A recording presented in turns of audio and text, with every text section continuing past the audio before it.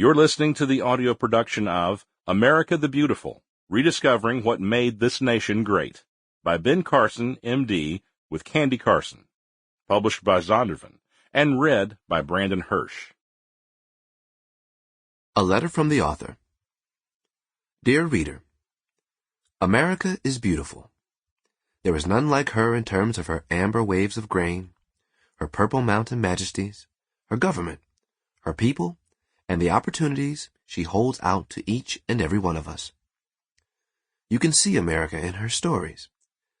Years ago, a friend of mine got a scholarship to a college in New York, but it did not include room and board.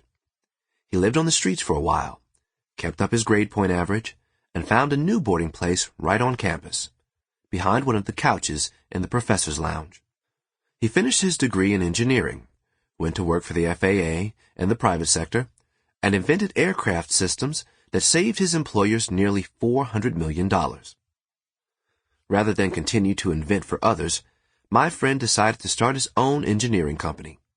Since he was only 22 years old, the banks wouldn't offer him a loan, only credit cards.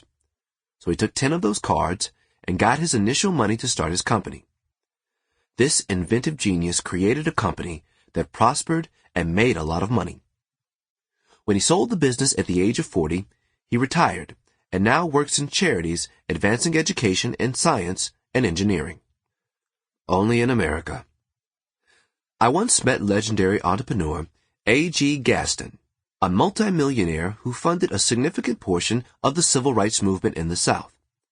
When we were in Alabama, I asked him how he became so wealthy as a black man in Birmingham between 1930 and 1950. He said it was very simple. I just opened my eyes and looked around and asked myself what people needed. And then I went about filling those needs. Gaston created multiple businesses, including an insurance company and a bank. He was a compassionate capitalist who improved society for all of us. Yes, in America. There was a boy who hated poverty growing up. He was poor and grew up in the neighborhoods of inner-city Detroit and Boston. The run-down housing in which he lived had paper-thin walls through which arguments could be heard late into the nights. Break-ins and burglaries were common. His father left his mom and brother when the boy was only 8. In the neighborhood projects in Boston, houses were abandoned, some were burned, all were crumbling. The conditions of poverty spawned angry, aggressive attitudes among neighbors and everyone in the community. The common emotion was fear. The boy's mother believed in her son, even when the boy's first efforts at school really weren't much to be proud of. The boy let others call him dumb, and the anger came out. One day he nearly killed the boy with a knife. The mother kept encouraging her small family, working cleaning jobs to put food on the table, and requiring her son to read, make book reports, study, and go to school.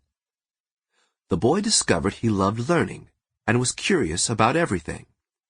He ultimately got a scholarship to Yale, qualified for medical school, and became a surgeon at Johns Hopkins University, earning many positions of distinction.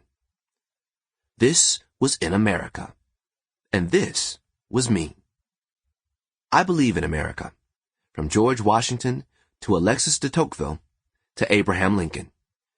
I believe in it because it is a land where freedom is more than just a word. It is the right of every man and woman. We are a nation that agrees to balance different beliefs and thoughts, a nation where those of little means can succeed and prosper, a nation that in the past has learned from her mistakes, and a nation that, if divided, will lose the luster of the greatness it has experienced. I believe in America because I believe in you. I believe in Americans to think rationally and wisely about their futures. When our pendulum has swung back in the direction of every man and woman having the right to earn their place, we can and will have made the right choice. That's what America the Beautiful is all about.